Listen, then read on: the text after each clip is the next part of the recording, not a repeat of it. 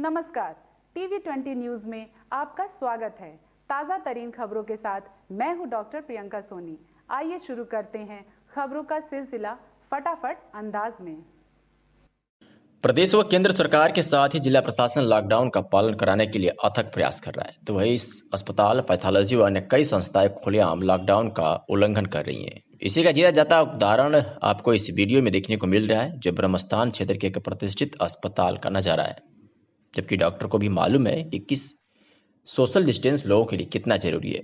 तस्वीरों में साफ साफ आप देख सकते हैं कि किस तरह लोगों द्वारा सोशल डिस्टेंस की खुलेआम धज्जी चढ़ाई जा रही है। कोरोना वायरस संकट के बीच प्रधानमंत्री नरेंद्र मोदी ने शुक्रवार को सभी ग्राम पंचायतों के प्रमुखों को संबोधित किया। पंचायत राज दिवस के मौके पर प्रधानमंत्री ने नए ई ग्राम स्वराज पोर्टल और ऐप की शुरुआत की।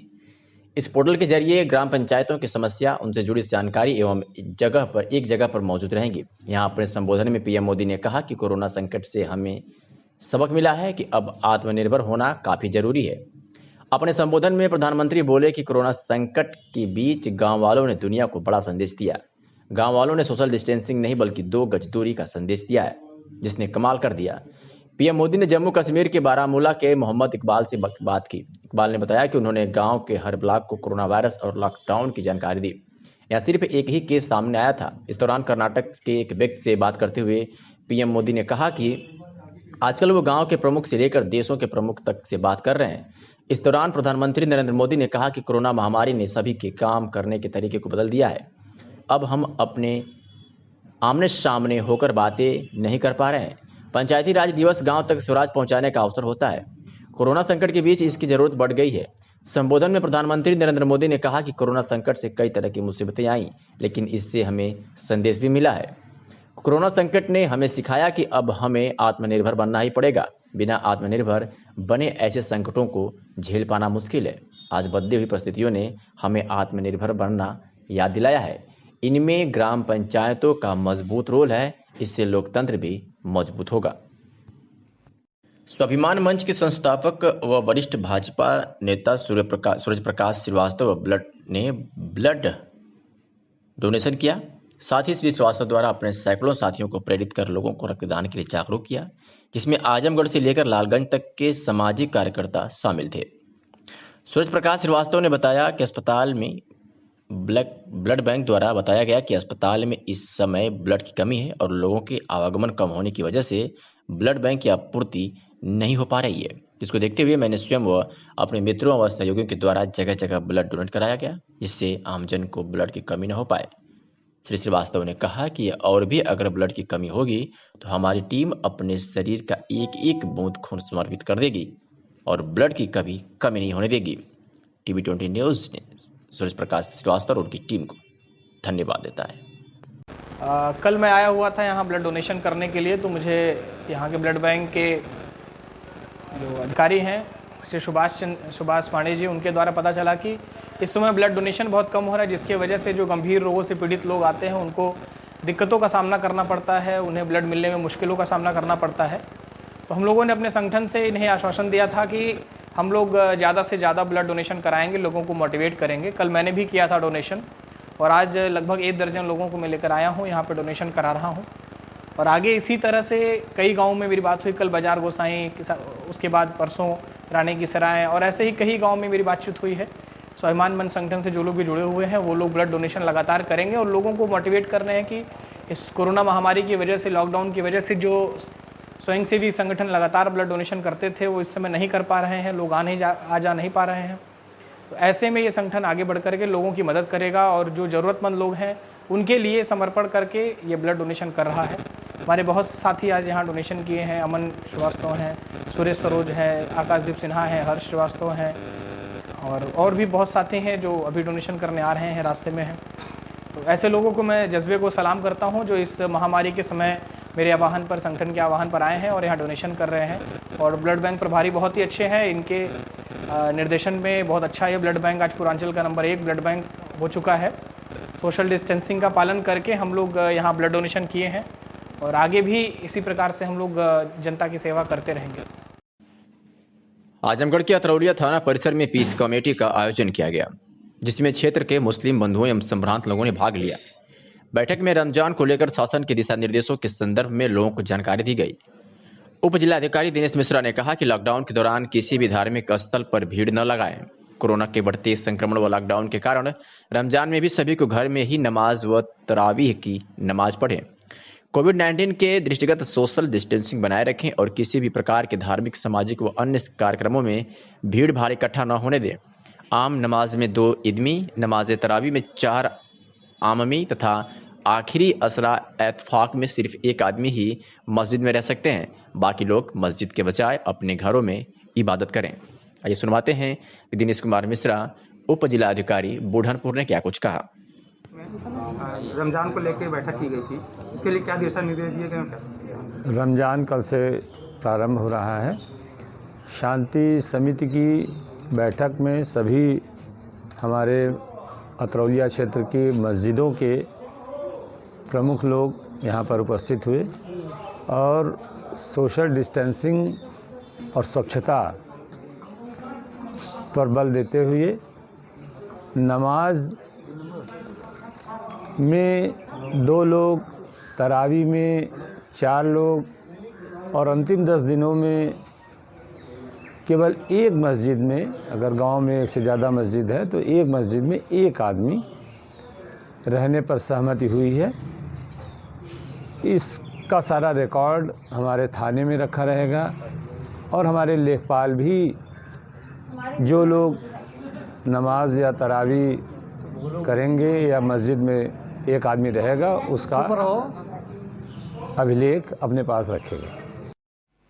आजमगढ़ जिलाधिकारी ने कहा कि सब्जी फल जैसे बिकते रहेंगे। वही किराना दुकान को 2 शिफ्ट में दुकान खोलने का परमिशन दिया गया है, जिसमें सुबह 7 बजे से 10 बजे तक व दोपहर बाद 2 से 5 बजे तक खोली जाएंगी।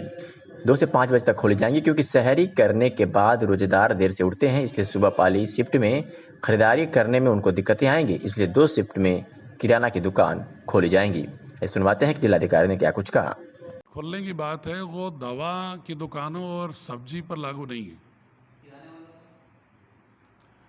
सिर्फ ये किराना शॉप पर लागू है जो अभी तक 7 से 12 खुल रही थी। उसको हमने किराना शॉप पर चूंकि भीड़ ज़्यादा दिखती है इसलिए उसको 7 से 10 और फिर 2 से 5 2 शिफ्ट इसलिए किया हमने कि 10 से 2 के बीच में बैंकों में भीड़ बहुत रहती है,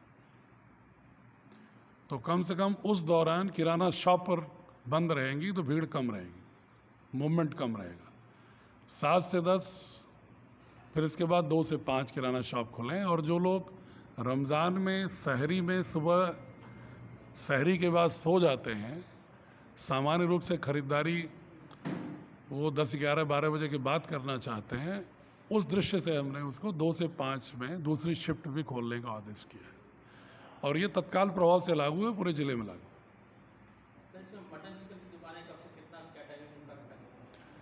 मटन चिकन की कोई दुकान के विषय में कोई रोक नहीं है, पहले मैं बार बार स्पष्ट कर चुका हूँ, आप लोग बार बार ये सवाल पूछते हैं, तो उसमें कोई रोक नहीं है बशर्ते कि वो लाइसेंस के तहत होना चाहिए। यहाँ चूँकि कोई लाइसेंस ही नहीं है इसलिए ये सवाल ही अनौचित्यपूर्ण है। समय खुलने का तो तब हो जब दुकान लाइसेंस ही हो कोई। जिलाधिकारी नागेंद्र प्रसाद सिंह व पुलिस अधीक्षक त्रिवेणी सिंह द्वारा आज नवीन मंडी स्थल बिलैसा तथा फुटकर सब्जी विक्रेताओं के लिए बनाए गए अठवरिया मैदान बेस्ली इंटर कॉलेज में स्थापित सब्जी स्थल का प्रातः 4 बजे निरीक्षण किया गया। निरीक्षण के दौरान नवीन मंडी स्थल बिलैसा पर सब्जी उत्पादक कृषकों, थोक विक्रेताओं की काफी भीड़ पाई गई, जिसके दृष्टिगत नवीन मंडी स्थल बिलैसा आजमगढ़ में सब्जी उत्पादकों, थोक सब्जी व्यापारियों में सामाजिक दूरी के मानक का अनुपालन करने हेतु जिलाधिकारी ने सब्जी उत्पादकों एवं थोक फुटकर सब्जी व्यापारियों से अपील किया है कि नवीन मंडी स्थल बिलैसा में सब्जी उत्पादक किसानगण अपने सब्जियों को प्रातः 5 बजे तक थोक सब्जी व्यापारियों को विक्रय करना सुनिश्चित करें।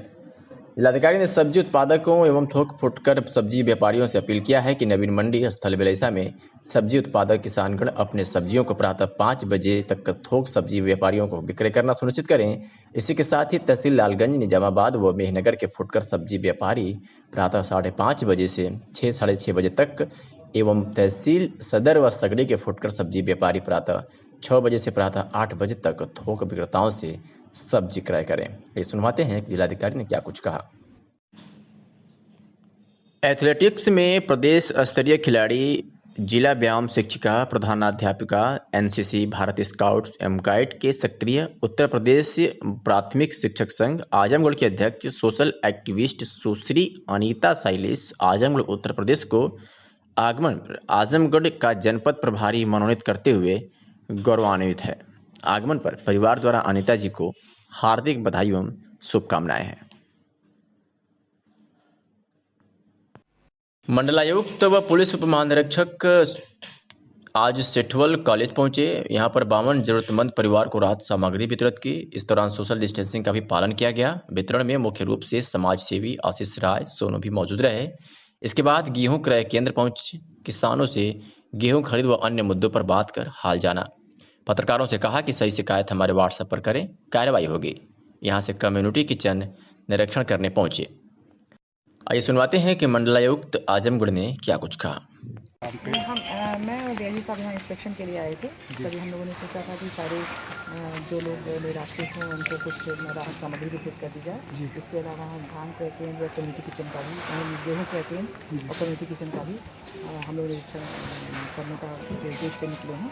और गेहूँ क्रय केंद्र का हम लोगों ने निरीक्षण किया। वहाँ पर रजिस्ट्रेशन वगैरह सब किए जा रहे हैं, ऑनलाइन पेमेंट भी हो रहा है, व्यवस्था अच्छी है।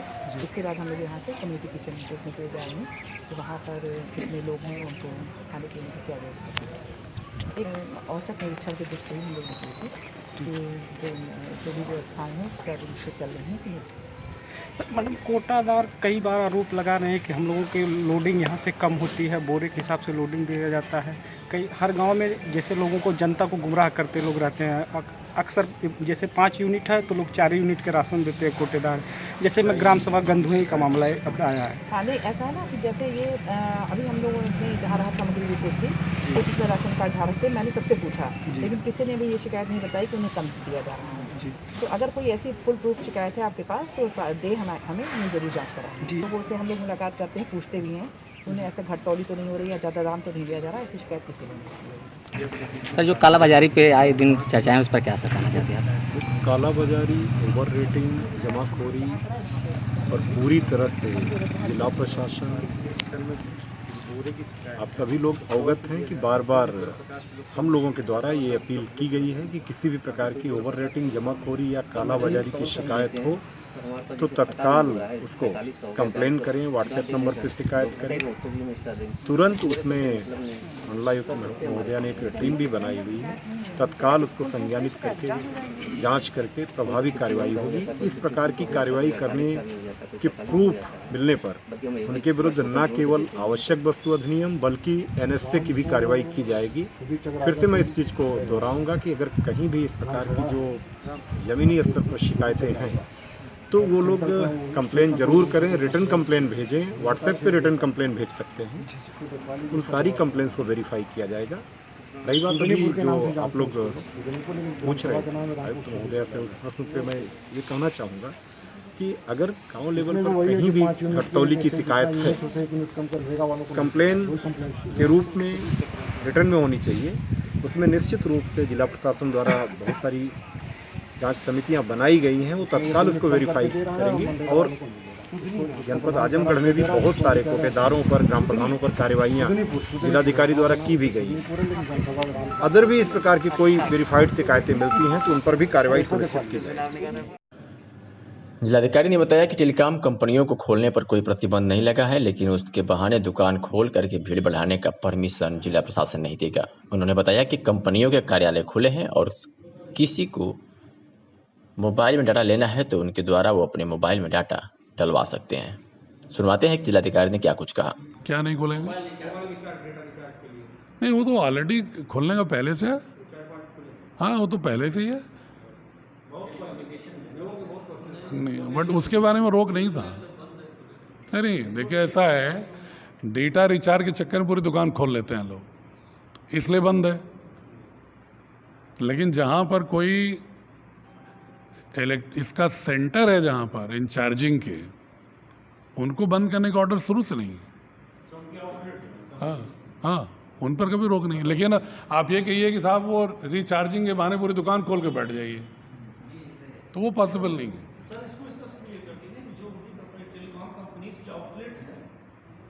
तो ऑलरेडी खुले हैं।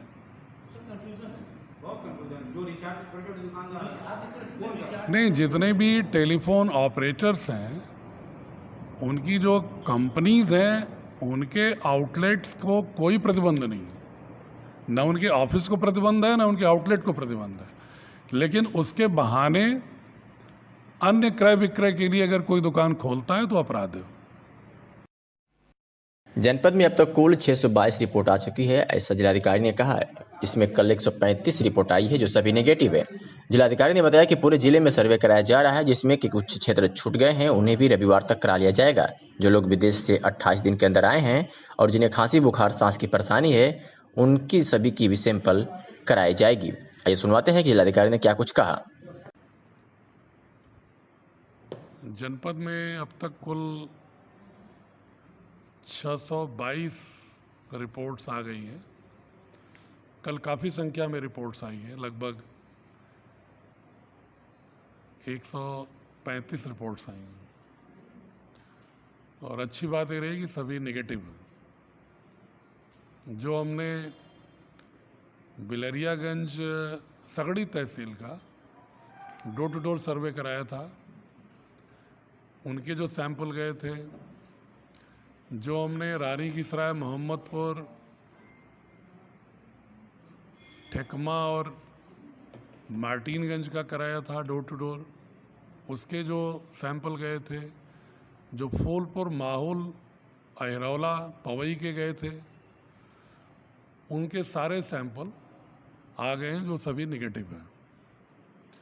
तो अच्छी बात यह है कि उन क्षेत्रों में जो हमने रैंडम स्पेशल अटेंशन जोन बना के जो डोर टू डोर कराया और उनके आधार पर जो हमने रिपोर्ट्स ली, तो उस एरिया में अभी तक कोई संक्रमित व्यक्ति नहीं मिला है।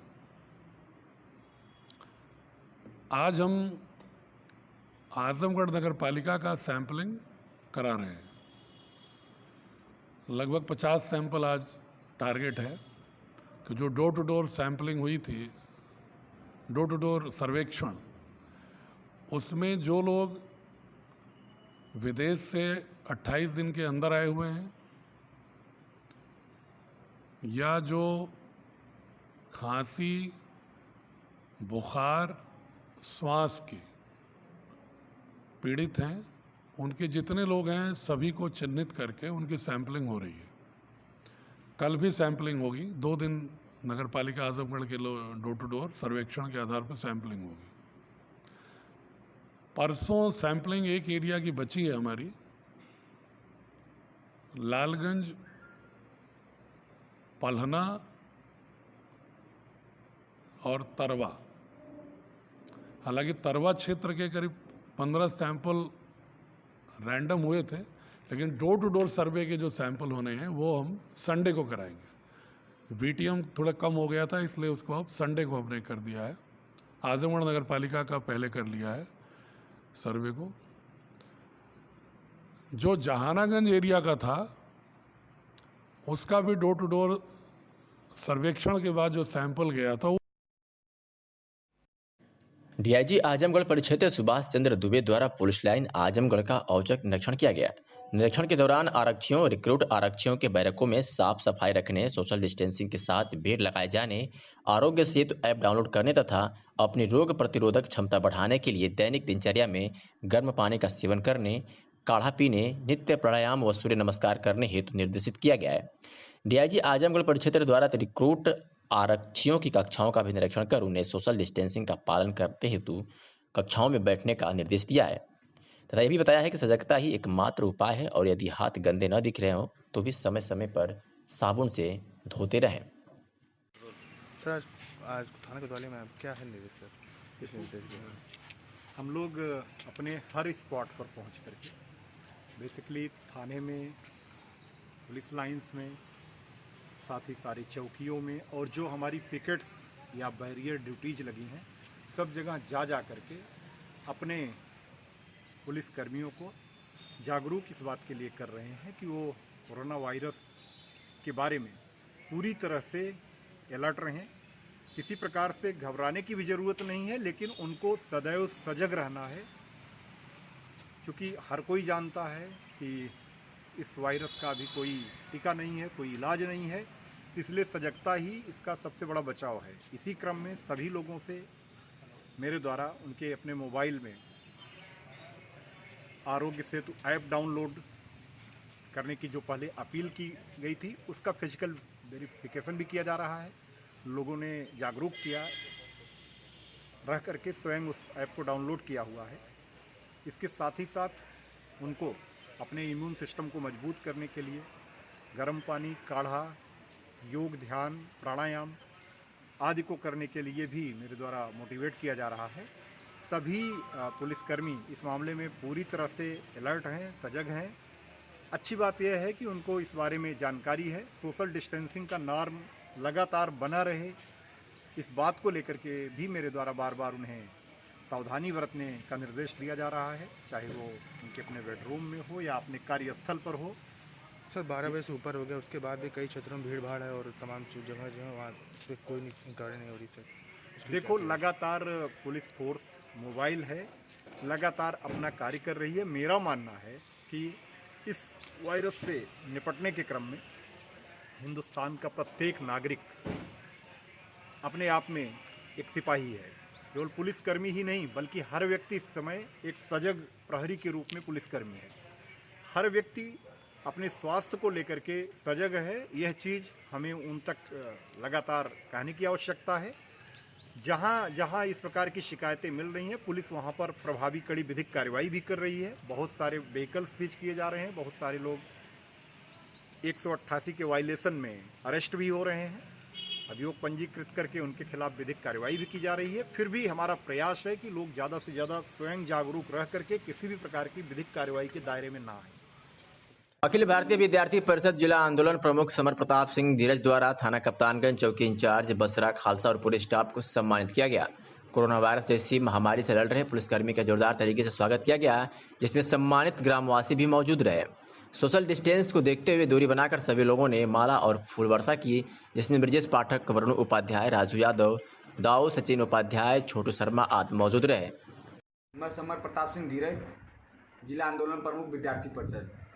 आज हम लोग जहां पूरा देश कोरोना वायरस से जूझ रहा है, वहीं हमारे पुलिसकर्मी करमवीर हम लोग के लिए दिन रात एक करके लड़ाई लड़ने का काम कर रहे हैं। अपनी जान पर खेल के लोगों की जान की रक्षा कर रहे हैं। वहीं हमारा भी दायित्व बनता है कहीं न कहीं हम उनको सम्मानित करें इस काम के लिए। और आज थाना अध्यक्ष कप्तानगंज विनोद कुमार और भरसरा खालसा चौकी इंचार्ज बीबी सिंह जी को हम लोग बाज़ार में फूल वर्षा और माला पहनाकर सम्मानित करने का काम किया है। और भारत की जनता से अपील करूंगा कि आप लोग भी अपने माध्यम से हमारे लिए जो लड़ रहे हैं उनको सम्मानित करने का काम करें। बहुत बहुत धन्यवाद। जिलाधिकारी नागेंद्र प्रसाद सिंह व पुलिस अधीक्षक आजमगढ़ शुक्रवार को एलसीबा मंडी बिलेसा में धमक पड़े। आलाधिकारियों ने मंडी में भ्रमण कर व्यवस्था का जायजा लिया। इस दौरान अधिकारियों की अचानक देख अफरा तफरी मच गई। अधिकारियों ने मंडी में सोशल डिस्टेंसिंग के साथ ही किसान व्यापारियों को समस्या न हो, इसके लिए निर्देश दिए। इस दौरान एसआई अनुपम जायसवाल के साथ पीएसी बल भी मौजूद था। बिंद्रा बाजार आजमगढ़ अंबिका सेवा संस्थान बिंद्रा बाजार द्वारा आज सुबह कलंदरपुर में रमजान से पूर्व दर्जनों परिवारों को राशन सब्जी वितरित किया गया। इसके अलावा संस्था द्वारा प्रतिदिन 200 से अधिक मांस का वितरण लगातार किया जा रहा है और सिद्धिविनायक इंटरप्राइजेज जीवनपुर तथा अंबिका सेवा संस्थान बिंद्रा बाजार आजमगढ़ के नेतृत्व में जनपद के विभिन्न थाना और तहसील पर आज पानी जूस का वितरण किया गया। इस मौके पर यह निर्णय इसलिए लिया गया कि जहां कोरोना वायरस के जंग में पुलिसकर्मी और राजस्व कर्मी लगे हुए हैं, तो वहीं इनके द्वारा कर्मचारियों के हौसले को बढ़ाने के लिए यह व्यवस्था किया गया। अंबिका सेवा संस्थान ने रमजान से पहले सब्जी का वितरण किया है। अंबिका सेवा संस्थान बिंद्रा बाजार आजमगढ़ जब से भारत में लॉकडाउन शुरू हुआ है, लगातार अंबिका सेवा संस्थान के द्वारा अब तक 1000 से अधिक लोगों को राशन वितरण किया गया। वहीं संस्था ने अब तक 5000 से अधिक लोगों को मास्क वितरण किया। इस दौरान इस ब्लॉक क्षेत्र मोहम्मदपुर ब्लॉक क्षेत्र के लगभग 1 दर्जन से अधिक गाँव में लगभग 20 गाँव में संस्था के सदस्य सक्रिय रूप से काम कर रहे हैं, जो लगातार इस सक्रियता में बने हुए हैं, जिसमें संस्था के दर्जनों सदस्य दिनेश प्रजापति, संतोष शर्मा और आलोक, शैलेंद्र मोदनवाल, देवेश उपाध्याय, अंकित, पवन, शिवम, मुकेश, राहुल कटप्पा, आतिश सेठ समेत दर्जनों जो कार्यकर्ता हैं, ये सुबह से शाम तक अपनी जिम्मेदारियों के साथ कार्यालय में पहुंचकर राशन का पैकेट तैयार करना और गरीबों तक ये पैकेट पहुंचाने का काम सुबह से किया जाता है। इस दौरान इस क्षेत्र में जो भी असहाय पीड़ित गरीब है, जिसके यहाँ कोई व्यवस्था नहीं है, जिसका नाम राशन कार्ड में भी नहीं है, ऐसे तमाम लोगों का नाम चयन किया जाता है और शाम तक उनके यहाँ राशन पहुँच जाता है। आजमगढ़ जिलाधिकारी ने कहा कि आजमगढ़ के वर्धा थाने के छतरपुर अरौली गांव में राजस्थान का एक युवक गांव की एक युवती से शादी की और 14 अप्रैल को दोनों राजस्थान चले गए। इस बीच दोनों कोरोना पॉजिटिव निकल गए। इसकी सूचना मिलने पर स्वास्थ्य विभाग की टीम के साथ पुलिस गांव में पहुंची। नवविवाहिता युवती के परिवार के 3 सदस्यों का सैंपल लेकर जांच के लिए भेज दिया गया और तीनों का जिला अस्पताल के क्वारंटीन सेंटर में भेज दिया गया है। जिलाधिकारी ने बताया कि छतरपुर अरौलिया गांव में कुछ दिन पूर्व राजस्थान के एक युवक ने गांव की एक युवती से 23 मार्च के आसपास शादी की और उसके बाद जौनपुर कुछ दिन रुकने के बाद दोनों राजस्थान के लिए चल दिए। राजस्थान प्रदेश के पीलीबंगा जिले के हनुमानगढ़ी तहसील क्षेत्र के टिकड़वारी मदनपुर कस्बा में युवक अपने ननिहाल पहुंचा। वहां के लोगों की सूचना पर स्थानीय तहसील प्रशासन ने दोनों की जांच कराई तो दोनों कोरोना संक्रमित मिले। ग्राम प्रधान की सूचना पर वर्धा थाने के इंस्पेक्टर के साथ पीएचसी ठेकमा के प्रभारी चिकित्सक डॉक्टर रमेश सोनकर गांव में पहुंचे और पुलिस घटना की पूरी जांच कर रही है। आइए सुनवाते हैं कि जिलाधिकारी ने क्या कुछ कहा। वर्धा के मामले में 3 लोगों का सैंपल भेजा गया। उनकी रिपोर्ट अभी नहीं आई। मुबीर उनकी रिपोर्ट इन्होंने 20 को भेजा था, 21 को सुबह रिसीव हुई थी। उम्मीद आज शाम में जैसे आएगी मैं बता दूंगा। अब इसके विषय में हम कोई टिप्पणी अभी नहीं कर सकते, क्योंकि वो शादी हुई थी लॉकडाउन के पहले शुरुआत में, और वो कुछ लोग कह रहे हैं कि जौनपुर होटल में था फिर वहाँ से निकला, बट ऑथेंटिक नहीं है। तो पुलिस को हमने कहा कि इसको इन्वेस्टिगेट करें कि वो 23 मार्च को कैसे निकला और कब तक यहाँ जनपद में था। जो अनौपचारिक सूचना है कि वो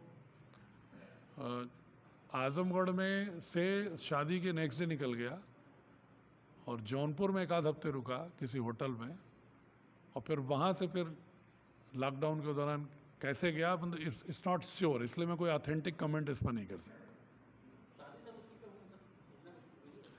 कुछ लोग कह रहे हैं 21 मार्च, कुछ लोग कह रहे हैं 23 मार्च। लॉकडाउन नहीं था यार। इन्फॉर्मेशन सिस्टम इतना क्विक है कि जो राजस्थान में जो पॉजिटिव मिला तो उसने एड्रेस पूछ करके राजस्थान के लोगों ने हमें खबर किया और ग्राम प्रधान को भी खबर किया। आजकल जब भी ऐसे कोई केसेस आते हैं तो एक दूसरे को शेयर करते हैं हम लोग इन्फॉर्मेशन को।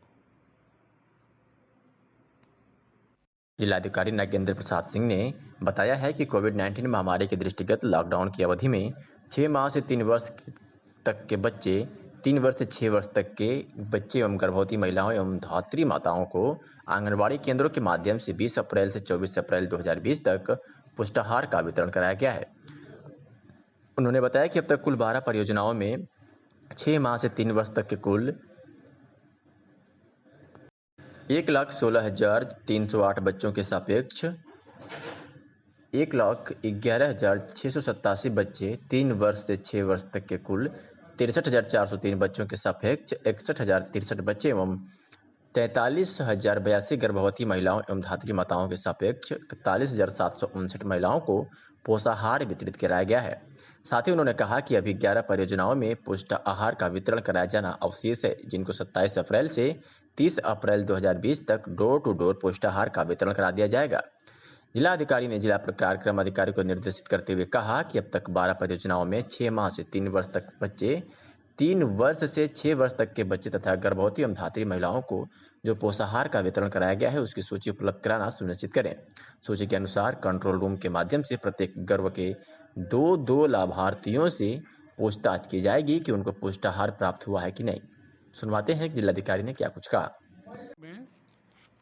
डोर टू डोर हमने कराया, जिसमें लगभग 1,11,000 बच्चों को 12 ब्लॉक के जो 3 माह से 6 माह से 3 साल के बीच के थे और 61,000 गर्भवती महिलाओं को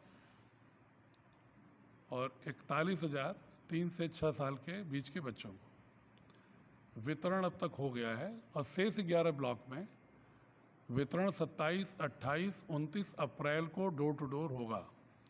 उसकी विस्तृत सूची हम आप लोगों को दे देंगे। इसमें हमने एक व्यवस्था किया है जो बताना चाहता हूँ आम पब्लिक जनता को, अपने ग्रामवासियों को, शहरवासियों को, कि डोर टू डोर में सही ढंग से पहुँच जाए, सही मात्रा पहुँच जाए। इसके लिए हमने कंट्रोल रूम में जो प्रत्येक ब्लॉक के एक प्रभारी हमारे चकबंदी के अधिकारी हैं, उनके पास हम ब्लॉक का श्रेणीवार लाभार्थियों का ऑफलाइन डेटा कंप्यूटर का उपलब्ध करा रहे हैं और प्रत्येक गांव से रैंडम 6 लोगों से वो फ़ोन करके पूछेगा कि क्या आपको इतनी मात्रा में ये वितरण हुआ है कि नहीं हुआ है, ताकि हम इसको क्रॉस चेक कर सकें कि वास्तव में ग्रास रूट तक डोर टू डोर पहुंच गया है। ये व्यवस्था कर रहे हैं और वैसे हमारे विश्वास है कि आंगनबाड़ी कार्यकर्तियों ने काफ़ी मेहनत किया है, लेकिन जहाँ भी कहीं शिथिलता होगी वो इससे अनवील हो जाएगा, पता चल जाएगा। देश के पीएम व यूपी सीएम के निर्देश पर सरकारी व सामाजिक संगठनों द्वारा पीएम और सीएम राहत कोष में आर्थिक सहायता मुहैया कराई जा रही है। तो वहीं भाजपा जिलाध्यक्ष ध्रुव सिंह के नेतृत्व में अखिलेश मिश्रा उर्फ गुड्डू, राकेश सिंह के साथ ही भारी संख्या में भाजपा नेता व पदाधिकारी पीएम और सीएम राहत कोष में आर्थिक मदद पहुंचाई है। इसी क्रम में भाजपा अध्यक्ष अपनी पूरी टीम के साथ गोरखपुर मंडल के पीसीएफ डायरेक्टर ज्ञानेंद्र सिंह उर्फ ज्ञानू सिंह के यहाँ पहुंचे, जहां सिंह द्वारा राहत कोष में लगभग 2 लाख रुपए दिया गया।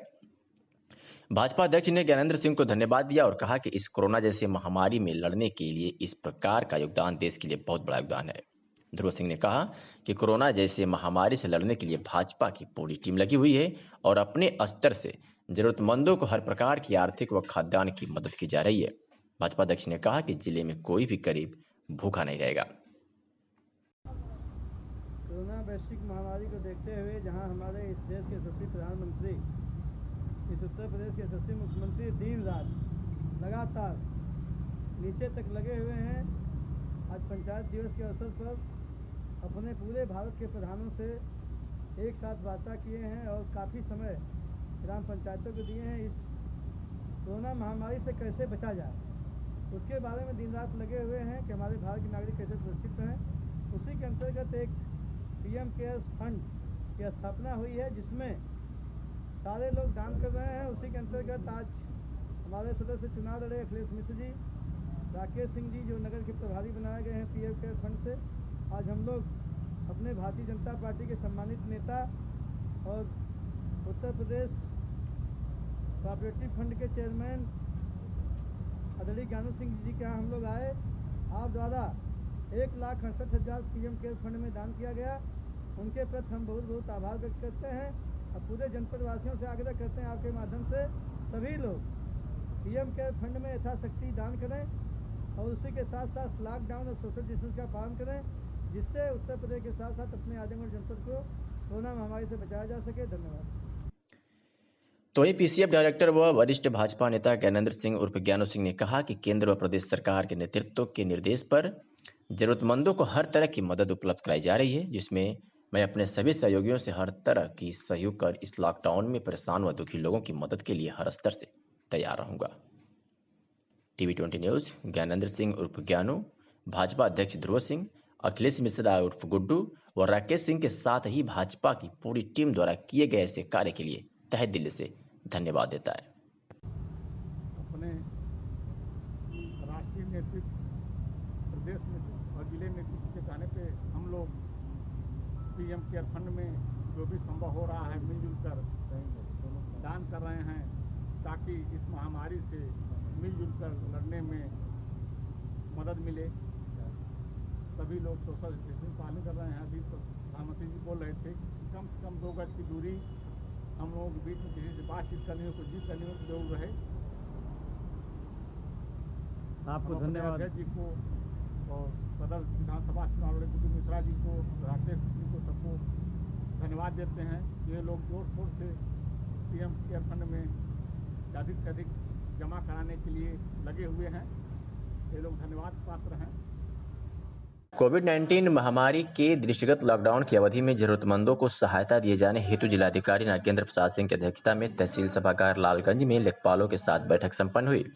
इस अवसर पर जिलाधिकारी ने लेखपालों को निर्देशित करते हुए कहा कि ऐसे जरूरतमंद व्यक्ति जिनके पास आधार कार्ड, बैंक खाता व राशन कार्ड नहीं है, उनका आधार कार्ड, बैंक खाता एवं राशन कार्ड बनवाना सुनिश्चित करें एवं उनको तब तक खाद्यान्न सामग्री उपलब्ध कराएं जब तक तहसील स्तर से खाद्यान्न न मिलने लगे। उप श्रमायुक्त रोशनलाल ने बताया कि नोवेल कोरोना वायरस कोविड-19 महामारी दैवीय आपदा हेतु आर्थिक सहायता हेतु मुख्यमंत्री द्वारा पंजीकृत निर्माण श्रमिकों को भरण पोषण के लिए 1000 रुपये देने की घोषणा के उपरांत जनपदों में श्रमिकों को आर्थिक सहायता की धनराशि श्रमिकों के बैंक खाते में स्थानांतरित किया जाएगा। उन्होंने बताया कि जनपद आजमगढ़ में 20,119 श्रमिकों के खातों में 2,01,19,000, जनपद मऊ में 6,452 श्रमिकों के खातों में 64,52,000 तथा जनपद बलिया के 15,315 श्रमिकों के खातों में 1,53,15,000 की धनराशि आंतरित की गई है। बॉलीवुड की जबरदस्त सिंगर सुरों की मलिका रितिका पांडे ने अपनी गायकी द्वारा कोरोना वायरस से सुरक्षा और बचाव के लिए संदेश दिया है।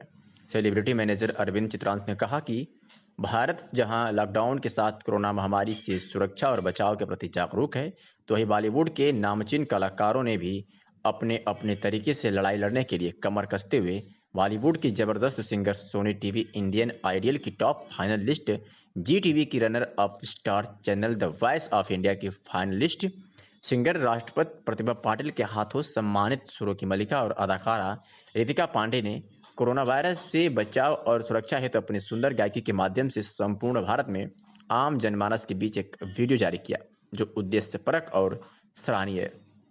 आइए सुनाते हैं कि बॉलीवुड की जबरदस्त सिंगर सुरों की मलिका रितिका पांडे के मुखों से कुछ 4 पंक्तियां। नमस्कार, मैं रितिका पांडे। समस्त देशवासियों को मैं तहे दिल से धन्यवाद व्यक्त करती हूं जो कि इस महामारी के वक्त एक दूसरे का सहयोग कर रहे हैं। और इस वीडियो के माध्यम से मैं विशेष तौर पे सेलिब्रिटी मैनेजर अरविंद चित्रांश जी का धन्यवाद व्यक्त करती हूं, जो कि तमसा महाअभियान और कोरोना वायरस के प्रति लड़ाई लड़ते हुए प्रमुख समाज सेवी हैं और जाने माने सेलिब्रिटी हैं, जिनको हम अक्सर टीवी पर और सेलिब्रिटीज़ के साथ देखते रहते हैं, पर जब भी कोई नेक काम की बात आती है वो सबसे आगे रहते हैं। और कुछ पंक्तियां मैंने अपनी तरफ से लिखी हैं और ये मेरी भावनाएं हैं जो कि कहीं ना कहीं सच है, वो सुनिए आप। जब लोगों ने समझा खुद को पीर पीर रे, कुदरत ने दिखाई ऐसी पीठ, एक पल में सब समतल पे आए, ना औधे आए ना पैसे आए, कोरोना ने दी है ऐसी पीड़, पर फिर से अच्छाई की होगी जीत रे, उसकी है दुनिया और हम भी। आप सब जहां हैं अपना ध्यान रखिए। जय हिंद, जय भारत। आजमगढ़ शहर की इमाम जामा मस्जिद आजमगढ़ मौलाना इंतखाब आलम कासमी द्वारा रमजान माह में पढ़ी जाने वाली नमाज तरावीह के संबंध में एक बयान जारी किया है। उन्होंने लोगों से अपने घरों में ही रहकर रमजान माह में इबादत करने को कहा तथा शासन प्रशासन द्वारा जारी गाइडलाइन को मानने की अपील भी की है। आइए आपको सुनवाते हैं। मोहतरम हज़रात, अस्सलामु अलैकुम व रहमतुल्लाहि व बरकातुहू। आज शाबान की 29 तारीख़ है। चाँद देखने का एहतमाम करें और कल इंशाअल्लाह चाँद हो गया तो कल पहला रोज़ा होगा। रमज़ान का मुबारक महीना गोया कि शुरू हो चुका है। इस सिलसिले में कुछ ज़रूरी बातें आप हज़रात के सामने अर्ज़ करना है। वो ये कि हम सब जानते हैं कि इस वक्त पूरी दुनिया में एक ख़तरनाक बीमारी कोरोना वायरस जो फैली हुई है, जिससे बहुत ज़्यादा इंसानियत मुतासिर हो रही है। इसका वाहिद इलाज सिर्फ़ और सिर्फ सोशल डिस्टेंस है। हम भीड़ भाड़ की जगहों पर न जाएं, अपने आप को घर में कैद कर लें। महकमा सेहत के मुताबिक महकमा सेहत ने और इंतज़ामिया ने जो भी गाइडलाइन जारी की है उस पर हम सख्ती से अमल करें। ये हम सबकी जिम्मेदारी है। दूसरी बात, इस रमज़ान के मुबारक महीने में इंतज़ामिया ने हमारी सहूलत के लिए जो हमारी रोज़मर्रा की ज़रूरियात हैं खाने पीने की, उसके औकात मुतय्यन कर दिए हैं। हम उन्हीं औकात में अपनी ज़रूरत के लिए बाहर निकलें और अपनी ज़रूरत को जल्द से जल्द पूरी करके फिर अपने घर में आ जाएं। इन औकात की खिलाफ वर्जी हम बिल्कुल न करें। घर के बाहर बग़ैर शदीद ज़रूरत के बिल्कुल न निकलें। इसी के साथ साथ इस मुबारक महीने में नमाज तरावी का एहतमाम करें, मगर वो भी अपने अपने घरों में। किसी दूसरे को अपने घर पर तरावी पढ़ने के लिए भी बिल्कुल न बुलाएं। दूसरी चीज़, मस्जिद में इंतज़ामिया की तरफ से सिर्फ 4 लोगों की इजाज़त है नमाज पढ़ने की और तरावी पढ़ने की, तो इसकी भी खिलाफ वर्जी ना करें। हम इसमें इंतज़ामिया का ताउन करें, इसमें हमारे लिए भलाई है, खैर है। इसके साथ साथ इस मुबारक महीने में इस बात का भी ख्याल रखें कि हमारे पास पड़ोस में कोई भी शख्स, कोई भी ज़रूरतमंद भूखा न रहे, क्योंकि ख़ुद ये महीना लोगों के साथ हमदर्दी करने का महीना है। ये महीना ज़िक्र और तिलावत कुरान पाक करने का और दुआओं के एहतमाम करने का है। हम इन तमाम चीज़ों पर की पाबंदी करें।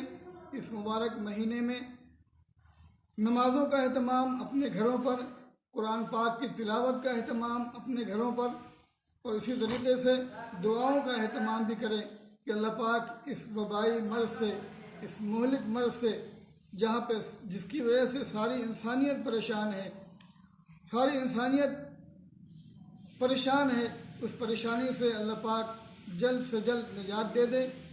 दुआ के ज़रिए से जब तकदीर बदल जाती है तो अल्लाह पाक की ज़ात से उम्मीद है कि अगर हम रोकर गिड़गड़ा कर दुआ मांगेंगे अल्लाह के सामने, तो इंशाअल्लाह अल्लाह पाक हमारी दुआओं को इस मुबारक महीने के सदक़े तुफ़ैल में ज़रूर कबूल करेंगे। तो हम दुआओं का एहतमाम करें। अल्लाह पाक हम सब के साथ, पूरी उम्मत के साथ, पूरी इंसानियत के साथ आफ़ियत का मामला फरमाए। और आखिर में फिर एक दरख्वास्त वो ये कि हाँ, इंतज़ामिया की तरफ से, महकमा सेहत की तरफ से जो भी गाइडलाइन जारी की गई हैं उस पर हम मुकम्मल तौर पर अमल करें। इंशाअल्लाह इसमें हम सब का नफ़ा और फ़ायदा है। अल्लाह हम सब को अमल की तौफ़ीक़ अता फ़रमाए और दूसरों के लिए दुआओं के एहतमाम करने की तौफ़ीक़ अता फ़रमाए। वस्सलामु अलैकुम व रहमतुल्लाहि व बरकातुहू। इंतख़ाब आलम इमाम जामा आजमगढ़ जिलाधिकारी ने बताया कि डोर टू डोर सर्वे में वह खांसी बुखार जुकाम से पीड़ित लोगों की 794 सैंपल लिया जा चुका है, जिसमें 622 का परिणाम आ चुका है, जो सभी नेगेटिव हैं। शेष का प्रतीक्षा में है। शेष जो हैं वो सभी प्रतीक्षा में है। उन्होंने कहा कि शहर का 2 दिन में रैंडम सैंपल करा लिया जाएगा। ये सुनवाते हैं कि जिलाधिकारी ने क्या कुछ कहा। चिन्हित करके जो खांसी बुखार सांस वाले लोग हैं या जो विदेश से आए हुए लोग हैं, उनकी सैंपलिंग, उनके रिजल्ट्स के आधार पर अब तक कुल हम लोग 794 सैंपल ले चुके हैं, जिसमें से 622 का परिणाम आ चुका है। शेष का हम अभी प्रतीक्षा में कर 178 का।